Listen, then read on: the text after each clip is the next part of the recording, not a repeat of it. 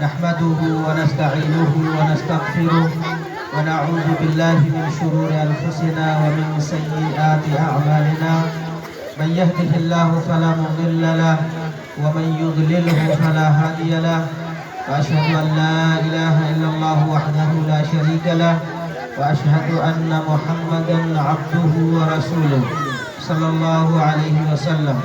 أعوذ بالله من الشيطان الرجيم. بسم الله الرحمن الرحيم. اقرأ باسم ربك الذي خلق خلق الإنسان من علق اقرأ وربك الأكرم الذي علم بالقلم علم الإنسان ما لم يعلم. وقال النبي صلى الله عليه وسلم من سلك طريقا يطلب فيه العلم سهل الله له به طريقا إلى الجنة أو كما قال عليه الصلاة والسلام. ويقال اطلبوا العلم ولو كان بالسين. صفا پبلک اسکول کے اس گراؤنڈ میں عظیم الشان تعلیمی مظاہرے کی شام آج کی مجلس کے مہمان خصوصی مجلس میں تشریف فرما معزز اکابرین ملت اور علماء کرام، بزرگان دین، مختلف جمعیات اور اداروں کے ذمہ داران اور اس گاؤں کے تمام ہی قابل قدر اور قابل احترام بزرگ ہستیاں، شخصیات، حجاج کرام، انتہائی قابل احترام نوجوان دوستوں، عزیزان گرامی قدر اور عفت مآب ماؤں اور بہنوں، السلام علیکم ورحمۃ اللہ وبرکاتہ۔ میں ایک بار پھر سے سلام کرنا چاہتا ہوں، السلام علیکم ورحمۃ اللہ وبرکاتہ۔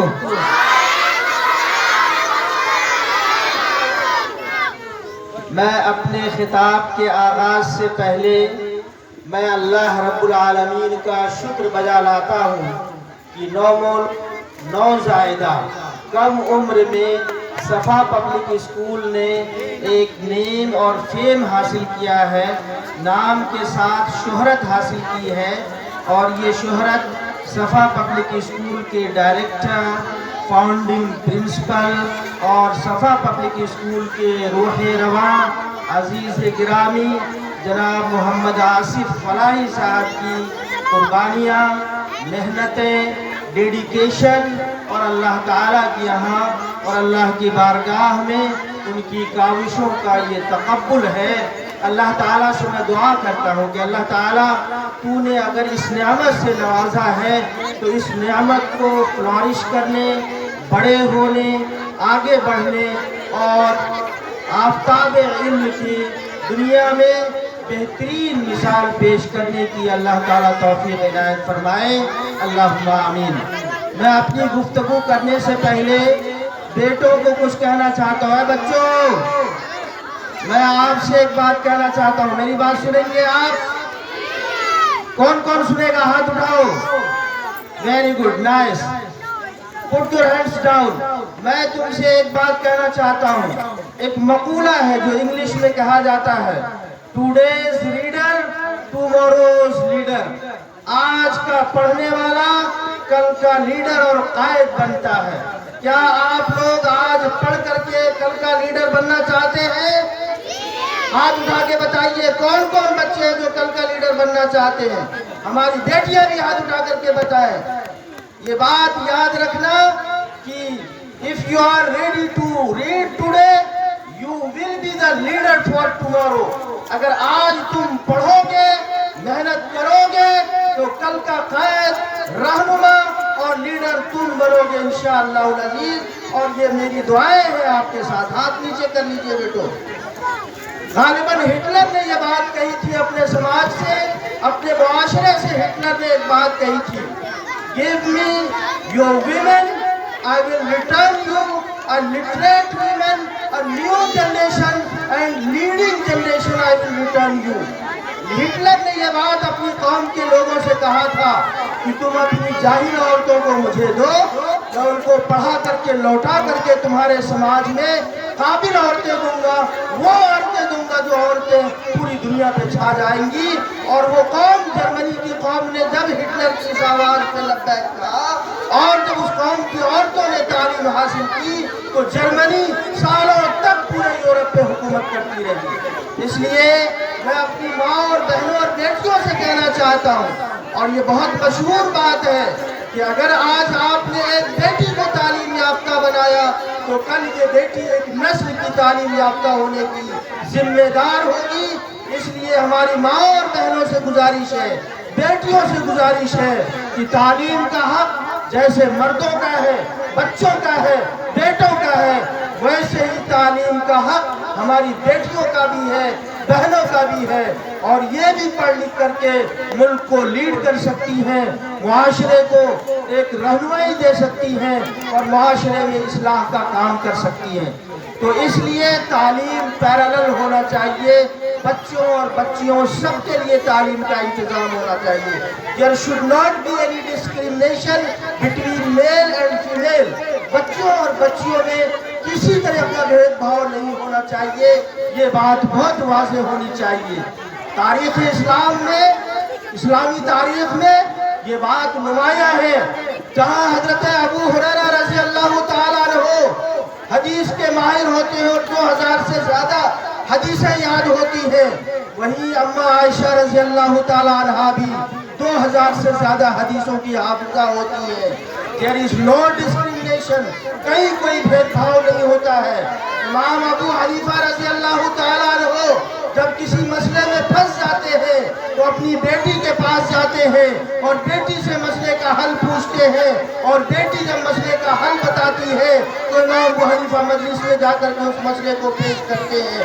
اسی لیے وہ ابو حنیفہ کے باپ کہلاتے ہیں۔ ابو حنیفہ کی شہرت اپنی بیٹی حنیفہ کی وجہ سے ہوتی ہے، کیونکہ وہ فقہ کی ماہر ایک بیٹی ہوا کرتی ہے۔ اس لیے پیاری بیٹیوں، پڑھنے لکھنے میں کسی بھی طرح کا کوئی بھید بھاؤ نہیں ہے۔ آپ پڑھ لکھ کر کے ڈاکٹر بن سکتی ہیں، انجینئر بن سکتی ہیں۔ پوری دنیا اسلام میں سب سے پہلی یونیورسٹی افریقہ میں جو قائم کی گئی تھی، اس یونیورسٹی کے قیام میں ایک خاتون کا ہاتھ تھا، جس خاتون نے اس یونیورسٹی کو بنایا تھا۔ پوری دنیا میں بغداد سے لے کر کے سعودی عربیہ تک حجاج کرام کے پانی کے انتظام کرنے کے لیے ایک خاتون نے قربانی پیش کی تھی، جسے نہر زبیدہ کے نام سے یاد کیا جاتا ہے۔ ملکہ زبیدہ نے بغداد سے لے کر کے مدینہ تک کی پوری وادی میں نہر کھدوا کر کے اور حجاج کے لیے پانی کی سہولت کی فراہمی کی تھی۔ آپ تصور نہیں کر سکتے ہیں کہ دنیا اسلام میں مردوں کے مقابلے میں خواتین کی کتنی قربانیاں رہی ہیں۔ ریسرچ اسکالرز کو اگر آپ کو ڈھونڈنا ہو، اسلام کے لیے قربانی دینے کے نام اگر ڈھونڈنا ہو، اسلام کو زندہ اور تابندہ کرنے کے لیے جو محنتیں کرنے کی قربانیاں ہیں، یہ ساری خواتین نے بڑھ کر کے دی ہیں، اور مردوں کے شانہ بشانہ خواتین کی قربانیاں رہی ہیں۔ تو پہلی بات جو میں کہنا چاہ رہا تھا وہ یہ کہ تعلیم حاصل کیا جائے۔ تعلیم کے بنا سماج کی ترقی ممکن نہیں ہے۔ بغیر تعلیم کے ہم ایسی قوم بن کر کے رہ جائیں گے جس قوم کے ہاتھ میں کشکول ہوگا اور بھکاری کی طرح سے بھیک مانگتے رہیں گے۔ میں عزیزم آصف کی اس بات سے اتفاق کرتا ہوں۔ سر سید احمد خان نے علی گڑھ مسلم یونیورسٹی AMU کے قیام سے پہلے جب کالج کے قیام کی بات شروع کی تھی تو معاشرے میں جا کر کے اس نے بھیک مانگا تھا کشکول لے کر کے، اور بھیک مانگ کر کے انہوں نے کالج کی بنیاد ڈالی تھی، اور بھیک میں دینے کے لیے ایک شخص نے تھوک دے دیا تھا سر سید احمد خان کو۔ تو سر سید احمد خان نے اس تھوک کو اپنے سینے پہ مل لیا، چہرے پہ مل لیا، اور کہا کہ اسے میں دعا سمجھوں گا اپنی یونیورسٹی کے لیے۔ چنانچہ سر سید احمد خان کی یہ قربانی دعا کے طور پر آج پوری دنیا میں one of the largest university and one of the best university, one of the most popular university کے حیثیت سے سب سے بڑی یونیورسٹی، سب سے مشہور یونیورسٹی، پوری دنیا میں سب سے بڑی یونیورسٹی کی حیثیت سے، جہاں 40,000 اسٹوڈنٹس ایک دسترخوان پہ سر سید ڈے پہ کھانا کھاتے ہوئے نظر آتے ہیں۔ دنیا میں اتنی بڑی طلباء کی بھیڑ ایک دسترخوان پہ بیٹھ کر کے کھانا نہیں کھاتی ہے۔ علی گڑھ مسلم یونیورسٹی کو یہ شان اور یہ اعزاز حاصل ہے۔ اپنے کیمپس کے لحاظ سے علی گڑھ مسلم یونیورسٹی دنیا کی سب سے بڑی کیمپسوں میں سے ایک کیمپس کے حیثیت سے جانا جاتا ہے۔ اس لیے میری بیٹیوں اور میرے بیٹوں، آصف بابو کی اس بات سے میں اتفاق کرتا ہوں کہ ایجوکیشن کے لیے بھیک مانگنا پڑے تو ہم بھیک مانگنے کے لیے تیار ہیں، لیکن میں آصف بابو کو یہ مشورہ دینا چاہتا ہوں کہ ایجوکیشن کے لیے بھیک مانگنے کی عادت ختم کرو۔ جس قوم کے یہاں بھیک مانگ کے ان کے بچوں کو پڑھاؤ گے، ان کے بچے بھی بھکاری پیدا ہوں گے اور وہ قائد نہیں بن سکتے ہیں۔ اس لیے میں ماؤں سے کہنا چاہتا ہوں، باپ سے اور گارجن سے کہنا چاہتا ہوں، تم اپنے ٹیچروں کو بھیک منگواؤ گے، وہ ٹیچر جو تمہارے بچوں کو عزت دیتے ہیں، سمان دیتے ہیں، قائد بناتے ہیں، ڈاکٹر اور انجینئر بناتے ہیں، عالم اور سائنسداں بناتے ہیں، ان ٹیچروں سے تم بھیک منگواؤ گے تو تمہارے بچوں کے ہاتھ میں بھی کشکول آئے گا، علم نہیں آئے گا۔ اس لیے تم آج سے یہ عہد کرو، آپ آج سے عہد کریں کہ یہ صفا public school loan free school بنے گا۔ کہیے انشاءاللہ العزیز، آپ سارے نوجوان کہیے انشاءاللہ العزیز، انشاءاللہ العزیز۔ اس لیے دوسری بات میں یہ کہہ رہا تھا کہ عزیزان گرامی قدر، بھیک مانگنے والوں کے ہاتھ میں کشکول ہی ہوتا ہے، کٹورا ہی ہوتا ہے، اس کے ہاتھ میں تمغہ نہیں آتا ہے، اس کے پاس میڈل نہیں آتا ہے، وہ ملک کا قوم کا قائد نہیں بن سکتا ہے، وہ لیڈر نہیں بن سکتا ہے، وہ آوشکار کرنے والا نہیں بن سکتا ہے، وہ لوگوں کو دینے والا نہیں بن سکتا ہے، بلکہ وہ لوگوں سے مانگنے والا بنتا ہے، اور مانگنے والا ہاتھ لینے والا ہاتھ دینے والے ہاتھ کے نیچے ہوتا ہے۔ ہمیں نیچے نہیں رہنا ہے، ہمیں اوپر اٹھنا ہے۔ کہیے انشاءاللہ العزیز، انشاءاللہ العزیز۔ اس لیے اب بھیک مانگنے کا رواج ختم کیا جائے، بچوں کی تعلیم پہ لوگ خرچے کریں۔ ایک مہمان اگر ہمارے گھر میں آ جائے، اور آج کل روز آتے ہیں، روزانہ 2000 3000 ہر گھر میں خرچہ ہوتا ہے مہمانوں کے اوپر۔ بازار میں جا کر کے ہر شخص رسبریاں کھاتا ہے اور نہ جانے کیا کیا چیزیں خریدتا ہے، غیر ضروری چیزوں پہ خرچے کرتا ہے۔ اگر آپ ایک باکس اپنے گھر میں رکھ دیں اور روزانہ 50 روپے جو بیزا چائے پہ، جو بیزا پان پہ، فضول خرچیوں کے نام پہ، مہمانوں کی بیجا ضیافت کے نام پہ 2 3 ہزار روزانہ خرچہ کرتے ہیں، اگر صرف 50 روپے اپنی ہماری بیٹیاں، ہماری مائیں اپنے بچے کے نام سے اس بکسے میں رکھ دیں تو 30 دنوں میں کتنے پیسے جمع ہو جائیں گے؟ تصور کریے آپ، 3 5 15,000 روپے جمع ہو جائیں گے۔ Your students can go to the school well dressed, well maintained. He can pay the fees within the minutes and seconds. آپ کا بچہ اچھے ڈریس میں اسکول جائے گا، کتابیں ان کے پاس ہوں گی، اسٹیشنریز ان کے پاس ہوں گے، وہ فیس کے پیمنٹ اسکول کے کلاس روم میں جانے سے پہلے وہ کر کے پھر کلاس روم میں جائے گا، اور گٹس کے ساتھ، شان کے ساتھ، عزت کے ساتھ، سمان کے ساتھ تعلیم حاصل کرے گا۔ وہ تعلیم اسے قائد بنا دے گی، وہ علم اسے کریجیس بنائے گا، وہ علم اسے حوصلہ مند بنائے گا، اور اس علم کی وجہ سے وہ انسان، وہ بچہ باحوصلہ بنے گا، عزت دار بنے گا۔ اور وہ بچہ جو فیس کے ڈر سے سہما ہوا اسکول میں روز جاتا ہے کہ کلاس ٹیچر کہیں گے، پرنسپل کی بات سننی پڑے گی، ہر کوئی مجھے ڈانٹے گا، ایسی کنڈیشن میں اگر کوئی بچہ اسکول میں 365 دن جاتا ہے تو وہ بچہ قائد نہیں بن سکتا ہے، وہ لیڈر نہیں بن سکتا ہے، وہ سائنٹسٹ نہیں بن سکتا ہے، وہ عالم دین نہیں بن سکتا ہے، وہ منہ چرانے والا بچہ بنے گا۔ اس لیے عزیزان گرامی قدر، میرے بزرگوں اور میری ماؤں، طے کرو کہ آج کے بعد سے آپ اپنے بچوں کو جہاں پڑھاؤ، چاہے صفا پبلک اسکول میں پڑھاؤ یا کسی اسکول میں پڑھاؤ، آپ اپنے بچوں کی فیس دے کر کے پڑھائیں گے، اور اپنے عزت، ٹیچروں کے سمان کو، ان کے ماتھے کو جو عزت والا ہے اس کو زمین پر جھکنے نہیں دیں گے بھیک مانگنے کی شکل میں۔ کہیے انشاءاللہ العزیز۔ اور میں اپنے نوجوانوں اور بزرگوں سے بھی یہی بات کہنا چاہتا ہوں، اور اسٹیج میں موجود تمام حاضرین سے یہ بات کہنا چاہتا ہوں کہ education should not be free, تعلیم مفت میں نہیں ہونی چاہیے۔ تعلیم is the dignity, education is the dignity. یہ تعلیم ایک سمان ہے، یہ معیار ہے، یہ عزت ہے، اور اپنے سارے کام کے لیے ہم پیسے خرچ کر سکتے ہیں تو تعلیم کے لیے کیوں نہیں؟ اس لیے یہ بہت امپورٹنٹ بات ہے جس کی طرف میں نے توجہ دلائی ہے۔ میں اپنے اساتذہ کرام سے ایک بات کہنا چاہتا ہوں، جو ہمارے ٹیچرز ہیں، یہ سن کر کے مجھے خوشی ہوئی کہ 3 سالوں میں اس صفا پبلک اسکول نے ایک بڑی کامیابی حاصل کی ہے الحمدللہ۔ 200+ اسٹوڈنٹس ہیں، 10+ ٹیچرز ہیں یا ٹیچنگ اسٹاف اور نان ٹیچنگ اسٹاف ہے، اور اس کے اوپر ایک باڈی ہے اور لوگ محنت کرنے والے لوگ ہیں۔ اور آج جب بچوں کی صلاحیتیں، ان کی جو خفیہ صلاحیتیں ہیں، گفتہ صلاحیتیں ہیں، کیپیبلٹیز ہیں، میں نے اسپیچ کی شکل میں، ایکسٹمپور کی شکل میں یہاں بیٹھ کر کے مختلف قسم کے پروگرامز کو، رنگا رنگ پروگرامز کو پیش کیا۔ یہ ساری چیزوں کو جب میں نے دیکھا تو مجھے 2-3 چیزوں کا احساس ہوا، اور اس کا میں اظہار برملا طور پر کرنا چاہتا ہوں۔ نمبر 1، طلباء کے بیچ میں، طالبات کے بیچ میں، یعنی اسٹوڈنٹس میں بہت زیادہ کانفیڈنس ہے۔ They are very courageous, they are very confident۔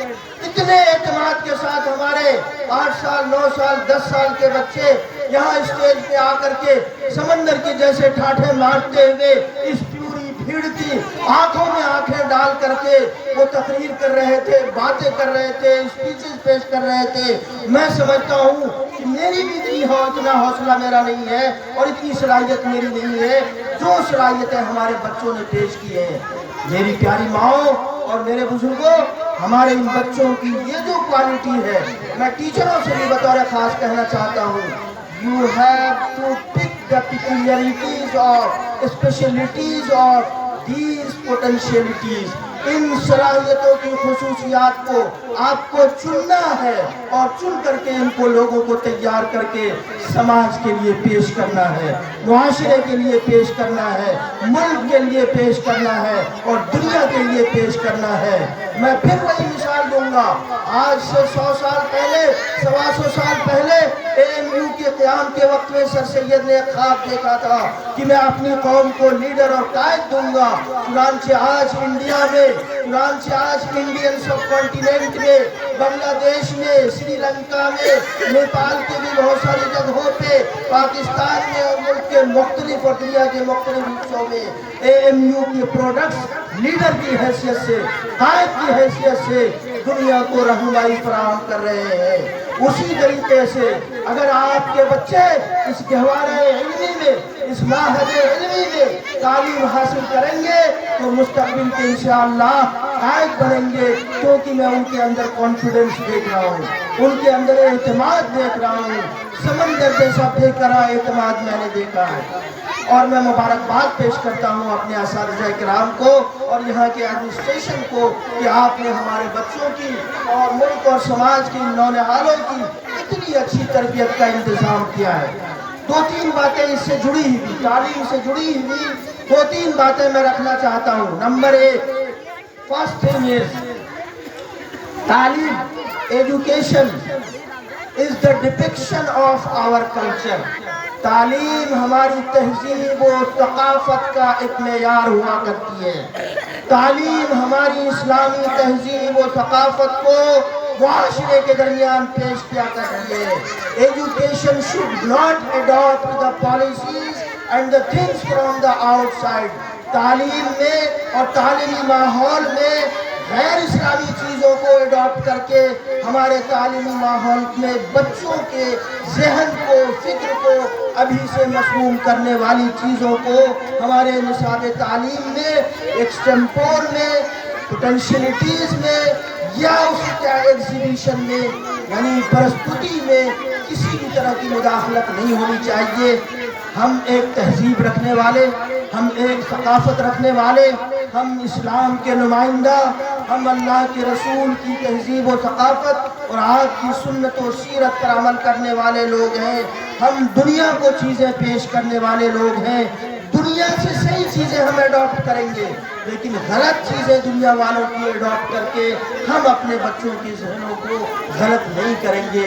اس لیے ہم اپنی تہذیب کو پروموٹ کرنے کی کوشش کریں۔ ایک اسٹیج سے میں یہ بات کہنا خاص طور سے چاہ رہا تھا، اس بات کو نوٹ کیا جائے اور جب ہمارے بچوں کی کلچرل پروگرامز پیش کیے جائیں تو ان کلچرل پروگرام کا ٹون اور touch it should be Islamic.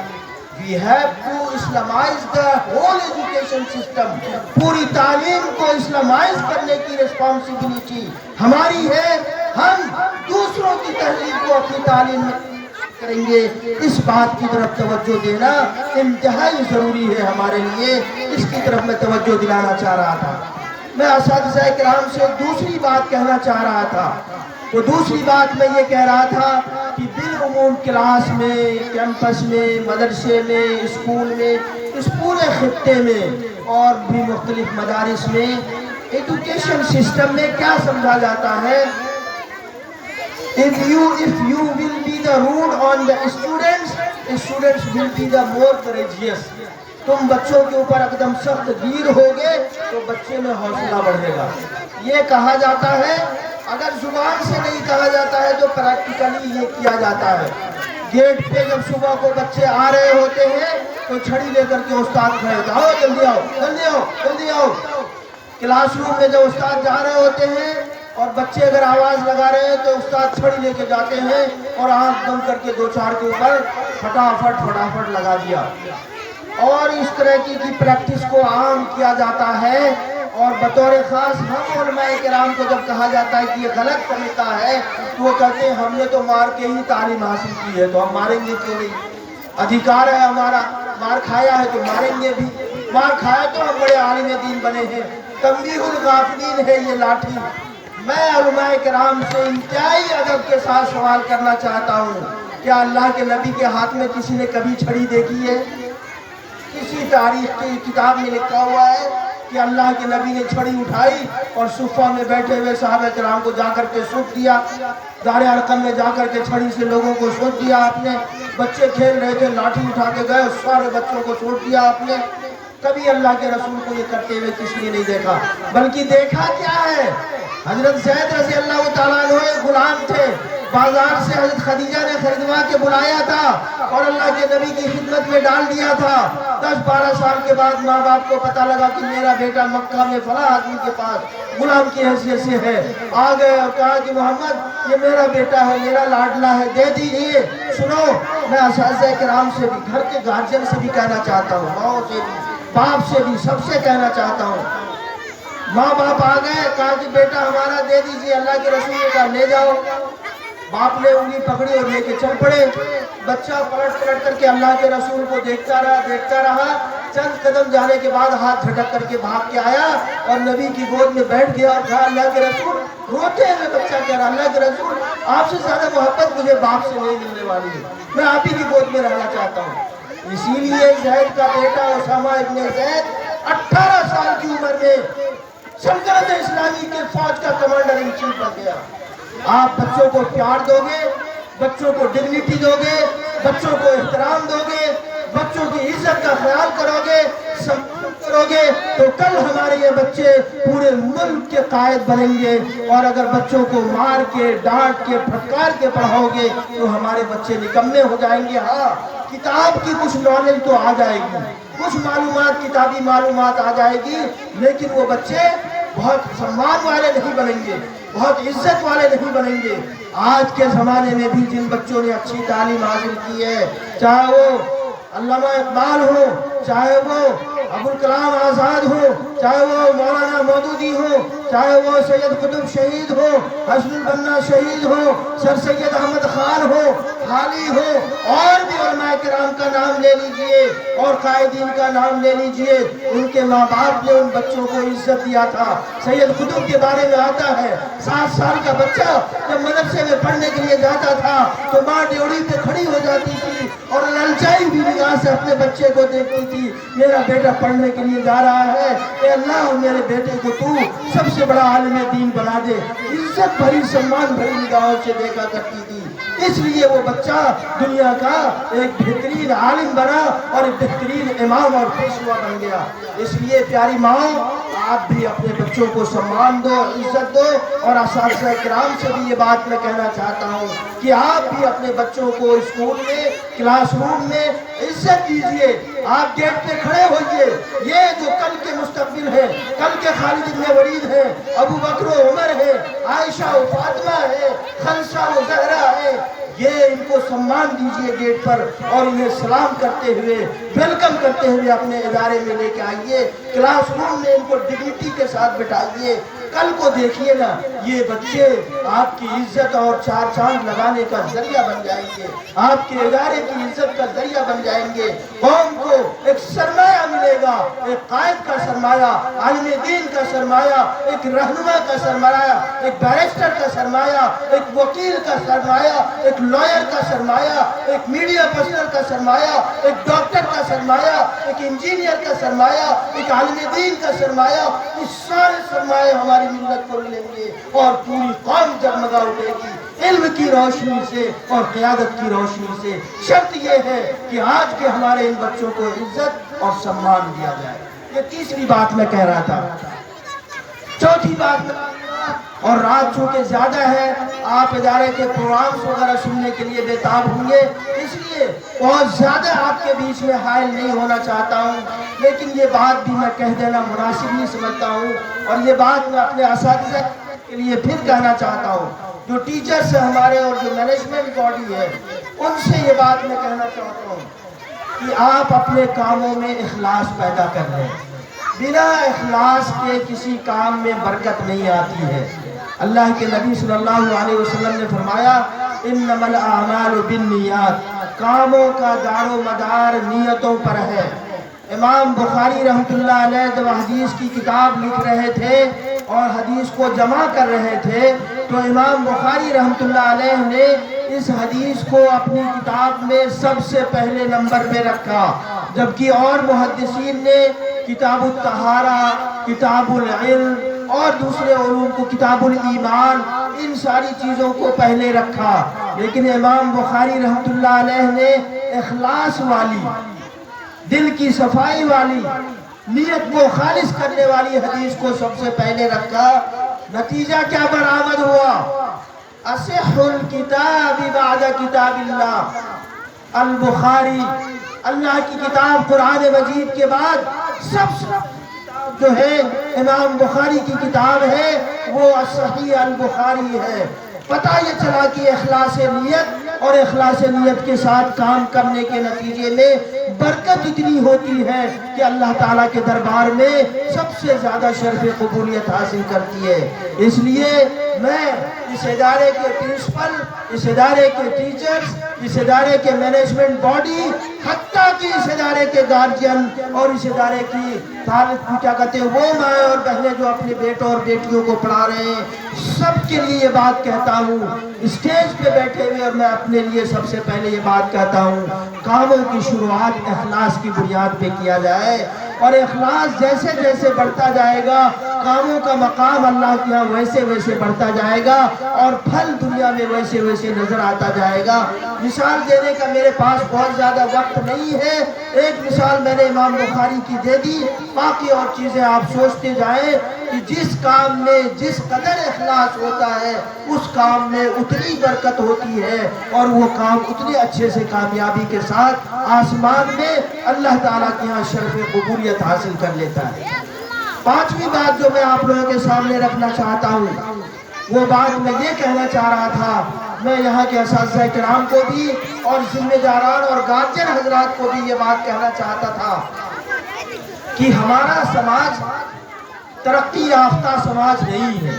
ہمارے سماج میں کریتی ہے، برائیاں ہیں، پریشانیاں ہیں، بیڈ لک ہے، برا لک ہے ہمارے سماج کا، کہ جس زمانے میں ہم لوگ جی رہے ہیں اس زمانے میں ہمارے مسلم معاشرے کی سوچ بہت چھوٹی ہے۔ لوگ 5 سال 8 سال بچوں کو 5 کلاس 6 کلاس 7 کلاس پڑھا کر کے یا تو قطر اور سعودی بھیجنا چاہتے ہیں یا لگا دیتے ہیں کاموں میں۔ لیبر، چائلڈ لیبر کے بارے میں یہاں بچوں کا ایک پرتیبھا دکھایا گیا تھا، یعنی بدھوا مزدوری، چھوٹے بچوں سے مزدوری کا کام کرایا جاتا ہے۔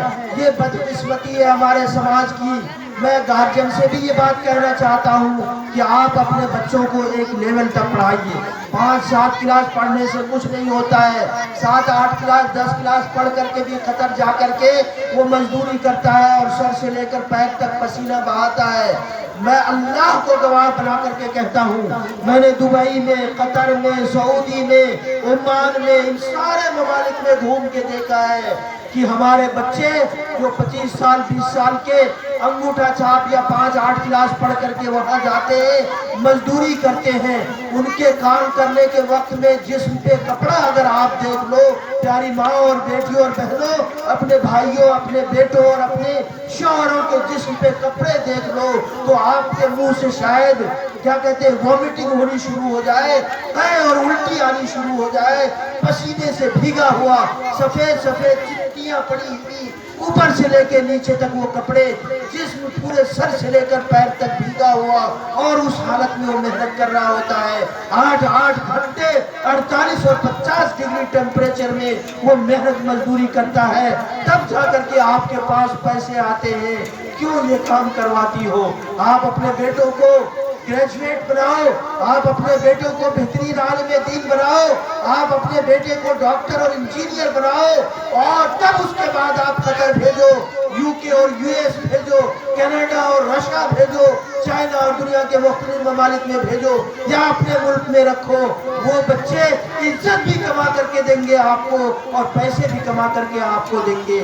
لیکن 5 کلاس پڑھا کر کے اللہ کے واسطے اپنے بچوں کو مت بھیجو قطر میں، جو جا کر کے پیسہ تو لائے گا لیکن کتنا رو کر کے پیسے لے کر کے آتا ہے آپ کا کو اس کا احساس نہیں ہوتا ہے.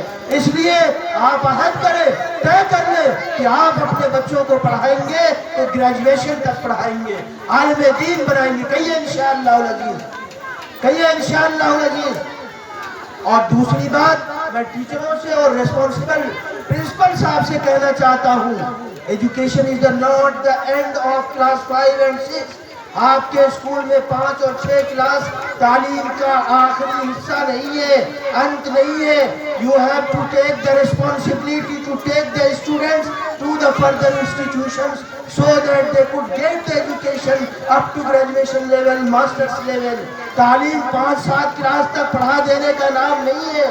ہمارے اساتذہ کرام اور پرنسپل کو یہ ذمہ داری لینی پڑے گی کہ ہمارے بچے جب یہاں سے نکلے تو ان کی انگلیاں پکڑا کر کے ان کے گارجین سے ریکویسٹ کر کے اگلے کلاس میں کسی اور اسکول اور ادارے میں بچے کا ایڈمیشن کرا کے لوٹ کر کے آئے اور یہ ایشور کرائے کہ ہمارا بچہ، آپ کا بچہ کل مستقبل میں عالم دین اور ماسٹر اور انجینئر بن کے رہے گا. ہم نے ایسا بندوبست کروایا ہے اس کا، یہی سے کہ ہم نے 5 کلاس پڑھا دیا، میرے اسکول میں 5 ہی تک کا انتظام تھا. 6 کلاس پڑھا دیا، میرے اسکول میں 6 ہی تک انتظام تھا. اب تم جانو اور تمہارا کام جانو. یہ بددیانتی ہے، یہ گارجن کے ساتھ کھلواڑ ہے، یہ ہمارے بچوں کے ساتھ کھلواڑ ہے اور ان کی زندگی کے ساتھ کھلواڑ ہے. تمام اداروں کے ذمہ داران سے میں کہنا چاہتا ہوں، جو بھی مدارس چلاتے ہیں، جو بھی چھوٹے اسکول چلاتے ہیں، وہ 5 کلاس 6 کلاس پڑھا کر کے بچوں کو چھوڑ نہ دیں آوارہ گردی کرنے کے لیے. نیٹا آپ صاف کریں گے، بچوں کے آنسو آپ پوچھیں گے، بچوں کو چلنا آپ سکھائیں گے، اور 5 کلاس 7 کلاس کے بعد بچے کو چھوڑ دیں گے. وہ دنیا میں کہیں اور جا کر کے اوباش گیری کرے، وہ دنیا میں کہیں اور جا کر کے سیکولر ایجوکیشن حاصل کرے، وہ دنیا میں کہیں اور جا کر کے غیر اسلامی تہذیب اور رواج کو اپنے اندر ایڈاپٹ کر لے، ایبزارب کر لے، اور پورے معاشرے میں، مسلم معاشرے میں آ کر کے وہ بدنامی کا ذریعہ بن جائے آپ کے اسکول کے لیے، آپ کے گارجن کے لیے اور ہمارے معاشرے کے لیے، اور اسلام کے اوپر داغ اور بٹا لگانے والا بن گیا ہے. I will not tolerate these things and I will not accept this one. میں یہ کہنا چاہتا ہوں کہ اس سے اوپر اٹھنا ہے، ہمارے سارے مدارس کو، سارے اسکولز کو اوپر اٹھنا ہے، اور ہم بندوبست کریں اپنے یہاں اور اپنے یہاں کے بعد بچوں کی انگلی پکڑا کر کے آگے کے کلاسز میں، آگے کے اسکول میں، کالجز میں، یونیورسٹیز میں پہنچانے کا بندوبست کریں. مجھے یاد ہے میرے گارجن اور میرے بزرگوں نے اور یہاں موجود 10 علماء کرام بلکہ سینکڑوں علماء کرام کے وہ بچپن میں اٹھا مدرسے سے پڑھ کے، جلپا پور سے پڑھ کر کے اور دیگر چھوٹے چھوٹے اداروں سے پڑھنے کے بعد انگلی پکڑا کر کے بڑے بڑے مولاناؤں نے لے جا کر کے ندوہ میں، جامعۃ الفلاح میں، اصلاح میں ایڈمیشن کرایا، تب وہ جا کر کے عالم دین بنے، اور جنہیں چھوڑ دیا گیا سڑکوں پہ گھومنے کے لیے وہ کسی حیثیت کے نہیں رہ گئے۔ اس لیے you have to take this responsibility with full confidence، پورے اعتماد کے ساتھ یہ ریسپانسبلٹی آپ کو لینا پڑے گی، اور تب جا کر کے ہمارے ادارے کی ترقی ہوگی، اور ہمارے ملک کے، ہمارے معاشرے کے یہ سارے کے سارے بچے اور ساری بچیاں تعلیم یافتہ ہوں گی، اور یہ معاشرہ تبدیلی لائے گا، اس معاشرے میں تبدیلی آئے گی۔ باتیں بہت ہیں، لیکن چونکہ رات لمبی ہو چکی ہے، اور باتیں میں کسی اور مجلس میں کہوں گا۔ عزیزم آصف کی یہ بات مجھے یاد ہے کہ میں اس ادارے سے محبت کرتا ہوں، اور اللہ کو گواہ بنا کر کے کہتا ہوں، ملک نیپال میں جہاں بھی، اور بطور خاص ہمارے سنسری میں جہاں بھی تعلیمی ادارے ہیں، میں اللہ سے دعا کرتا رہتا ہوں تنہائی میں بھی کہ اللہ ہمارے اداروں کو دانشگاہ بنا دے، علم کا منار بنا دے، ہمارے اساتذہ کرام کو عزت اور سمان دے، کہ ہمارے نوجوانوں کو جن کی پیشانیوں پر لکھا ہوا ہے کہ اگر ان کے اوپر محنت کر دی گئی تو یہ ملک کے نامور شخصیتیں بن جائیں گے۔ اگر ہم نے ان کے اوپر محنت کر دی اور اخلاص کے ساتھ محنت کی تو ہمارے ادارے کی صرف شہرت نہیں ہے، بلکہ ہمارا مقصد جو ہے ملک کے نونہالوں کو سینچ کر کے اپنی ملت کو غلامی کی زندگی سے باہر نکالنا، اور قائدانہ رول اور قائدانہ مقام پہ فائز کرانا، یہ تعلیم ہی کرا سکتی ہے، اور اسی تعلیم کے ذریعے سے ہم کر سکتے ہیں۔ اس لیے میرے دل کے نہا خانے میں تمام اساتذہ کرام، تمام ذمہ داران ادارہ کا انتہائی درجہ احترام ہے، اور میں اللہ کو یہ بھی گواہ بنا کر کے کہتا ہوں کہ اگر میں کاٹھمنڈو سے لوٹ کر کے سنسری چھٹی پہ اپنے گھر بچوں کے لیے آتا ہوں تو اس میں سے 70% وقت میں تعلیمی اداروں میں دیتا ہوں۔ چھوٹے سے چھوٹا ادارہ بھی مجھے یاد کرتا ہے تو میں چاہتا ہوں کہ ان نونہالوں کی آنکھوں اور پیشانیوں کو دیکھ کر کے مجھے خوشی ہوتی ہے کہ کل ان میں سے کوئی ابوالکلام پیدا ہوگا، کل ان میں سے کوئی بہترین ڈاکٹر اور انجینئر پیدا ہوگا، اور میرا سینہ فخر سے اونچا ہو جائے گا کہ میں نے ان بچوں کو کچھ نصیحتیں کی تھی اپنے زمانے میں۔ اس لیے میں اس ادارے سے انتہائی محبت کرتا ہوں، اور تمام اداروں سے انتہائی محبت کرتا ہوں، اور یہ گزارش کرتا ہوں ادارہ سے کہ آپ انتہائی اخلاص کے ساتھ، ڈیڈیکیشن کے ساتھ، انہمام کے ساتھ اس علم اداروں کو سیکھنے کی کوشش کریں، اور یقیناً صفا پبلک اسکول کا یہ حق ہے کہ اس ادارے کو سینچا جائے، کیونکہ پچھلے 3 سالوں میں جو کامیابی اور ترقی حاصل کی ہے یہ ان کا ہی حصہ ہے، یہ صحرا مل گیا اسے۔ انشاءاللہ آپ تمام گارجین، ماں بہنوں اور بیٹیوں کی مدد اس ادارے ہوگی، کہیے انشاءاللہ العزیز، اور ہمارے گارجین حضرات نوجوانوں اور بچوں اور بزرگوں کی بھی مدد اور بزرگوں کی ساری محنتیں اس ادارے کے ساتھ ہوں گی، کہیے انشاءاللہ العزیز۔ اور اسی کے ساتھ ساتھ اس علاقے میں جتنے بھی تعلیمی ادارے ہیں، دانشگاہیں ہیں، یہ ہمارے ہیں، کوئی غیر کا نہیں ہے، یہ سب ہمارے ہیں۔ ہماری ملت کے بچے ان سارے اداروں میں تعلیم حاصل کر رہے ہیں، ہم کسی ایک کو بھی غیر کا نہیں کہتے ہیں، یہ سب ہمارے ہیں، اور ان سب کو سینچ کر کے ہم 100% تعلیم یافتہ اپنی سماج کو بنانا چاہتے ہیں۔ میں اللہ تعالیٰ سے دعا کرتا ہوں کہ اللہ تعالیٰ صفا پبلک اسکول کو دن دونی رات چوگنی ترقی نصیب فرمائے۔ اللہ تعالیٰ ان نونہالوں کو، ان دختران اسلام کو بطول اسلام بنائے، اور ان نونہالوں کو بہترین قائد اور رہنما بنائے۔ ہمارے گارجین حضرات کو اس ادارے کے ساتھ ہمدردی پیدا کرنے کی توفیق عنایت فرمائے، ان کے دلوں میں اس ادارے سے محبت پیدا فرما دے، وہ اس ادارے کو سیکھنے کے لیے، اور جیسا کہ پرنسپل صاحب نے یہ بات کہی بڑے دکھ کے انداز میں کہ 60-70 لاکھ کا قرضہ ہے، ان قرضوں کو ختم کرنے کے لیے جس قوم کے ادارے قرضوں میں ہو وہ قوم غلام ہی رہے گی۔ ان قرضوں سے نجات حاصل کرنے کے لیے ہم سب مل کر کے مشترکہ کوشش کریں گے انشاءاللہ، تاکہ یہ ادارہ قرض فری ادارہ بن جائے، لون فری ادارہ بن جائے، اور آپ بچوں کی تعلیم و تربیت کا بہترین انتظام ہو سکے۔ میں پرنسپل صاحب کو مبارکباد پیش کرتا ہوں، اساتذہ کرام اور معلمات کو مبارکباد پیش کرتا ہوں کہ آپ نے ایجوکیشن کے فیلڈ میں کیوس پیدا کیا ہے، رینوویشن کا کام کیا ہے، انوینشن کا کام کیا ہے، بچوں میں نئی نئی چیزوں کو پروموٹ کیا ہے۔ اللہ تعالیٰ آپ کی صلاحیتوں میں چار چاند لگائے اور آپ کی یہ جو صلاحیتیں ہیں ان صلاحیتوں کو اخلاص اور ڈیڈیکیشن کے ساتھ مگر within the limitation of Islam Islamise کر کے چیزوں کو اور ایجوکیشن کو بچوں کے درمیان ڈالنے کی کوشش کریں۔ اللہ تعالیٰ آپ کا سہارا اور مددگار ہو۔ اللہم آمین۔ ربنا تقبل منا انکا انت السمیع العلیم، ربنا وتب علینا انکا انت التواب الرحیم، وصلی اللہ علی النبی الکریم وسلم، وجزاکم اللہ خیر الجزاء۔